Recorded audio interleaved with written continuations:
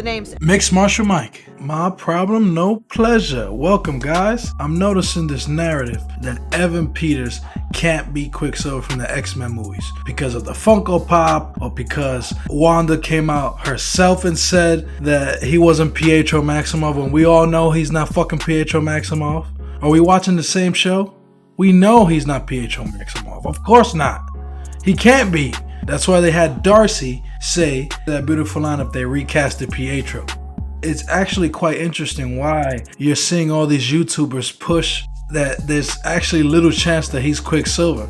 Is Marvel sending these guys warning shots like, hey, stop talking about the specific topic or a specific theory that they have? I'm not entirely sure yet. It's just quite interesting. So I wrote down a few things connected to this topic. Episode 7 shows that Agatha was controlling Pietro Maximoff, quote unquote, when he abruptly appeared at Wanda's doorstep in the middle of an argument with the Vision. However, it was not explained why Wanda didn't immediately recognize this dude as an imposter. Just imagine yourself, you're not even a superhero. Anybody just shows up in your brother's costume. If you have a brother, he just shows up in your brother's costume. Wouldn't you, one, feel offended, two, immediately ask, who the hell are you? Who the f is that guy? And three, probably kicked him out. If you're Wanda, just use your powers and throw him out of the hex? No, she welcomed him as Pietro and allowed him to spend time around her children, right?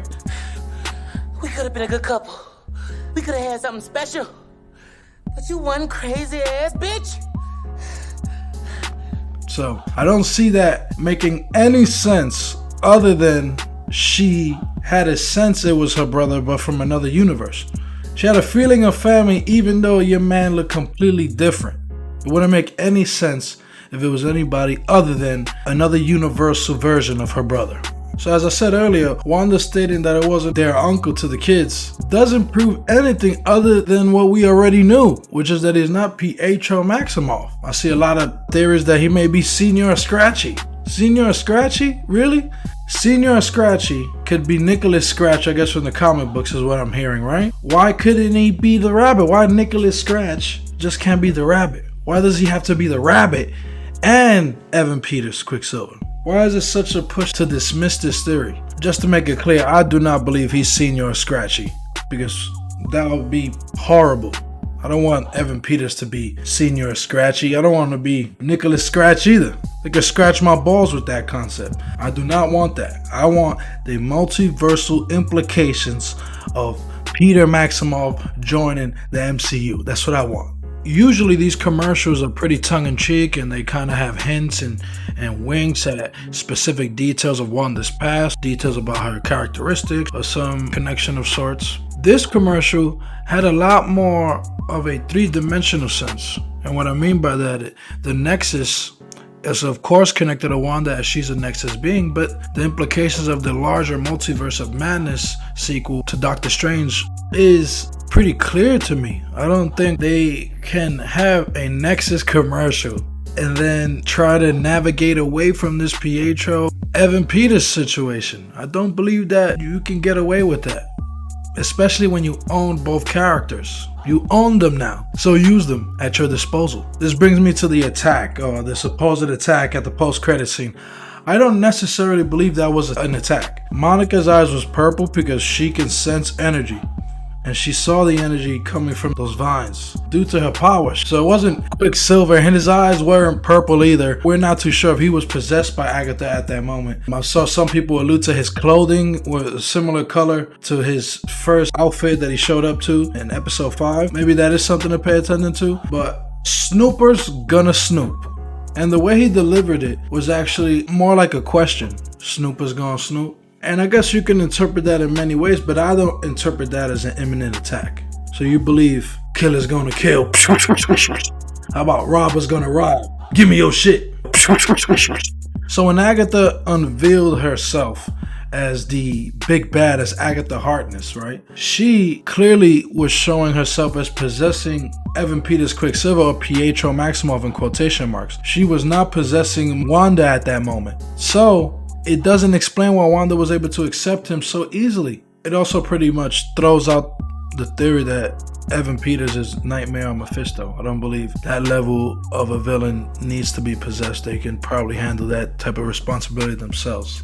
I think another interesting clue is that Darcy had no idea who the imposter was, who has been connected to many different organizations like S.H.I.E.L.D., Thor's folks now with S.W.O.R.D., and a bunch of other organizations I'm sure that we don't know about. She doesn't recognize his face. Neither did Jimmy when he saw his face in the TV when they were in that room. So he's not Jimmy's missing person either.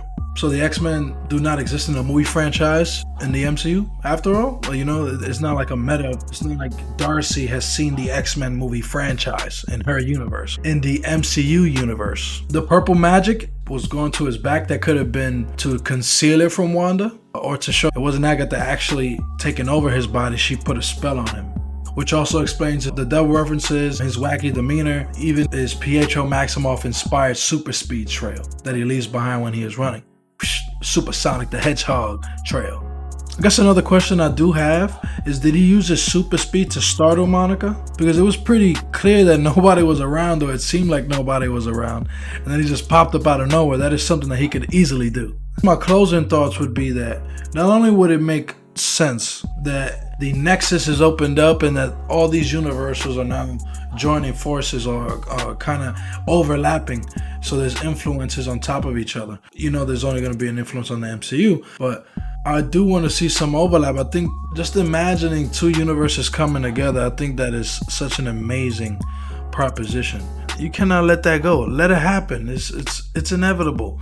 And if anybody could pull this off, it's Kevin Feige. But the last thing I want to say, this moment right here, if the next episode is proven that he is facilitating Monica or Photon or Spectrum, if it's proven that he's facilitating her, then it will allow his relationship with Wanda to grow and prosper. He would actually have a relationship with his long lost universal sister.